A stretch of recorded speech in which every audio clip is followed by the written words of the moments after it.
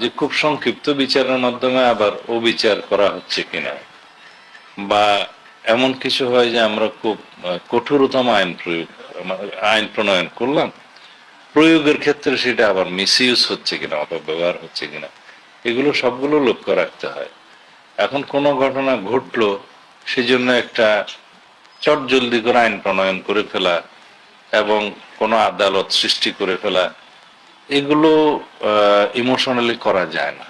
এটা বৃহত্তর ক্যানভাসে দেখতে হয়। যেমন মাগুরাতে না কোথায় একটা ঘটনা সংঘটিত হয়েছিল বিগত ইন্টারিম গভর্নমেন্টের সময়, এটা নিয়ে তোলপাড় হলো এবং এখানে বোধহয় কিছু আইনি সংশোধন নিয়ে এসে সংক্ষিপ্ত সময়ের ভিতরে বিচার কার্য সম্পন্ন হয়েছে। এটা সময়ের দাবি ছিল, কিন্তু সেটার দীর্ঘমেয়াদে কি হবে না হবে সেই আইনগুলো চিন্তা করতে হয়। শিশু ধর্ষণের ক্ষেত্রে আদালত প্রতিষ্ঠা করা হলো, একটা ট্রাইব্যুনাল করা হলো, দেখা গেল সেই একই এখতিয়ার নারী ও শিশু আদালতে দেওয়ার মতো বিধান